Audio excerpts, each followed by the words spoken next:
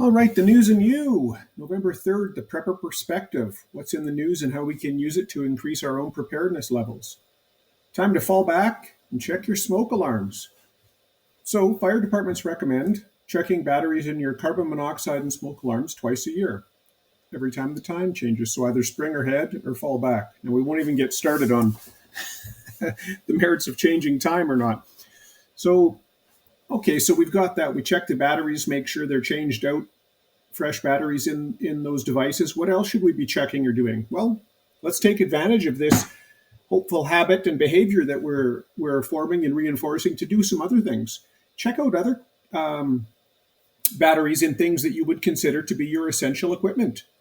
Maybe you have a rechargeable flashlight that you keep by your bed.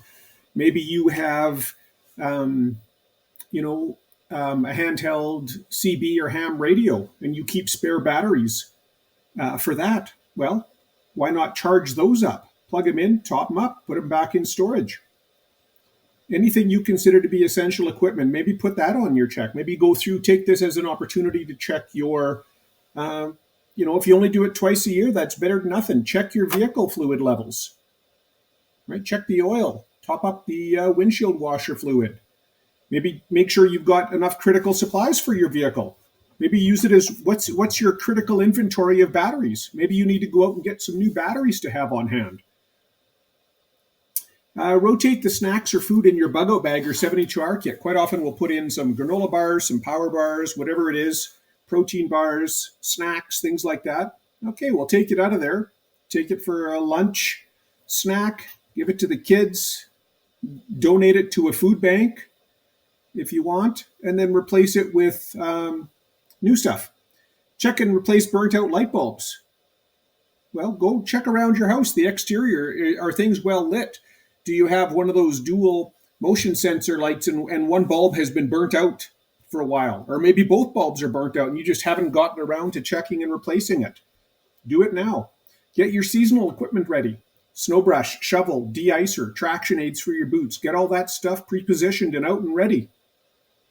Maybe switch out your summer vehicle kit to your winter kit. Put a wool blanket in the vehicle.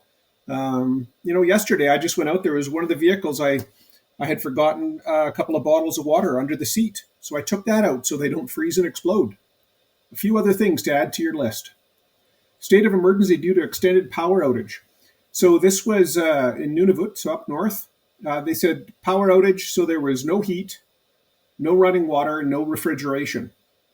So, and in your own house as well, like if the power goes out, even if you have a natural gas fireplace or a natural gas furnace, it needs electricity to run. So you might want to think about, can we get an electrician in here to, have a way to bypass and maybe plug in a generator, plug something, do it safely, get it done properly. But think about how are you going to have heat, even if you have natural gas? Generators were in use and stoves for heat. So they were using generators for electricity to help heat things and stoves. So if you have a wood burning appliance, have a stockpile of wood ready. It's really tough just to go out, chop down a tree, buck it up, and throw that in the fire. You got to season it properly. So you got to think ahead. You got to plan. Worried food will go bad without refrigeration.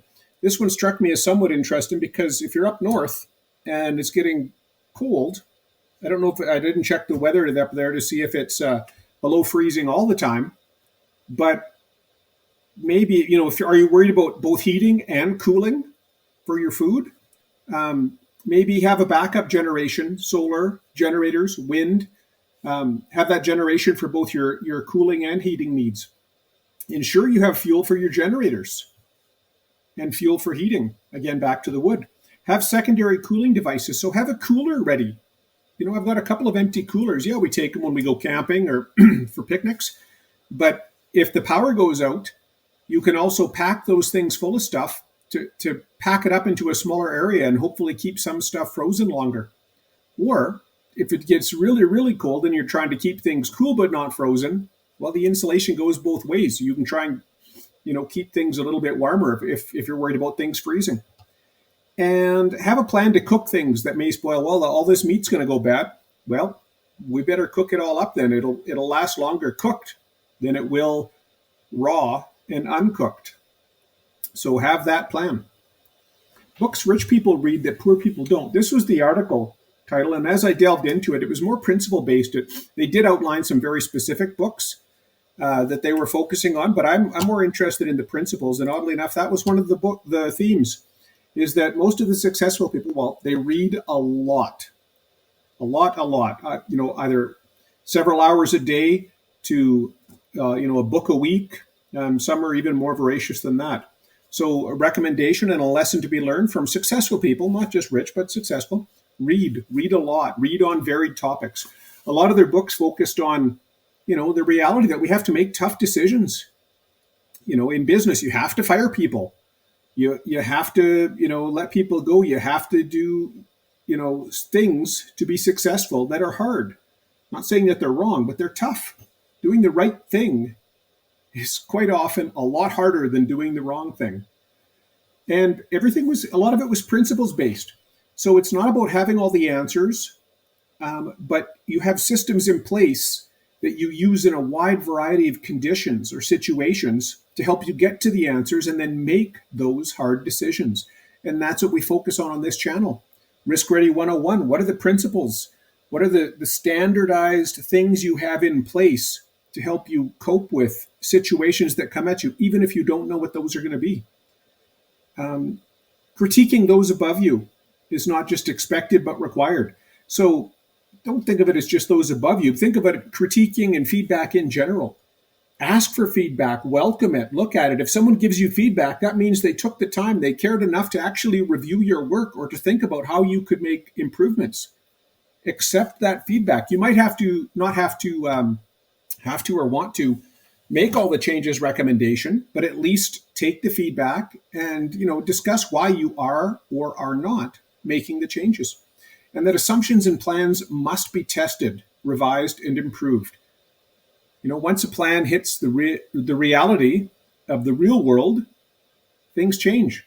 So be open to that. It's not going to be perfect out of the gates. New York City declares drought watch. Residents asked to conserve water. Don't leave water running while brushing teeth or washing hands. Take shorter showers. Don't flush the toilet as much. The old saying, if it's yellow, let it mellow. If it's brown, flush it down. So lessons here. I just wonder why we still have to ask people to conserve water. Why do we have to say, well, we're going to have to go into water conservation level, whatever? We should always be conserving water. It is one of the most critical resources that we have, if not the most. It saves money. It saves energy. It saves the actual resource, and it saves the environment. I don't understand at all why this is something that we're just not doing all the time. We should always be conserving our resources. Thieves break into a garage and steal e-bikes. Second article this week that we've talked about. Thieves breaking into a garage and steal e-bikes. Now, the first one we talked about, I believe it was yesterday or day before, wasn't necessarily a break-in. The garage door was wide open, and they walked in, took the e-bikes. In this scenario, this situation, the car was parked in the driveway. They broke into the car, took the garage door opener, pushed the button, opened the garage door, went in, took the e-bikes, left. The people involved said they weren't going to file an insurance claim because that only covered up to $1,000 for e-bikes.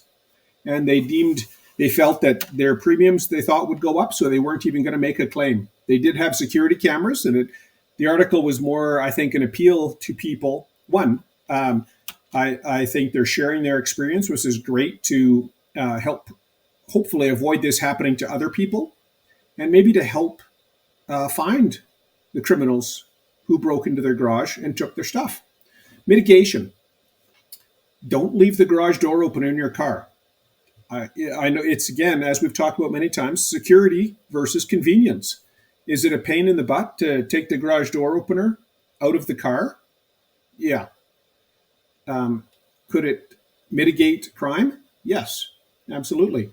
So, lock your car. Don't leave things, valuables in plain sight. Take the garage door opener out of your car. Some people say take your insurance papers out as well. The little pamphlet that you carry in there. Keep it on your person, perhaps. because if you're out at the mall or something, someone breaks into your car. Now they've got your address and they know, well, you're not home, you're at the mall or you're at work. So think about what you're leaving in your car, and can it allow access to your home? Does it open up a vulnerability? Look at your insurance policy to see what the coverage is. If there's something in your garage or your home that is very valuable to you that you feel you can't afford to replace, that's what insurance is for, right? To help offset that. Then up the coverage. Check what your policy covers. Be aware of your policy. Consider alarms. So they had security cameras. I don't know how good they were. I don't know what the lighting situation was, right? They should have motion activated lights that should be well lit. So if you have cameras, that helps with that. Consider alarms as well. They said they didn't hear a thing. Well, you can get alarms systems for your home that you can set to stay, right? So it means you're in the house, so the inside motion sensors won't be activated if you're walking about, getting a glass of water or going to the washroom. But that the exterior doors, so garage, front and back doors, that will trigger an alarm. So consider that. Lock up expensive things in your garage. If you've got expensive equipment, whether it's a motorcycle, an e-bike, tools, maybe you have a very expensive chainsaw, have a cage, lock it up, put additional locking devices on that device, appliance, product, whatever it is. Is it inconvenient? Sure. If you want to hop on your e-bike and go for a spin, yeah, you gotta take the lock off. Could it have saved the theft, prevented the theft in this situation? Could have. Maybe park in the garage. Now, I don't know the situation here. Maybe they've got multiple vehicles and they couldn't do that. Maybe they were working on a project. Maybe the other side's full of storage stuff. But, again, weigh it out, the pros and cons, different things to think about. Thanks very much. Like and subscribe. Talk more soon.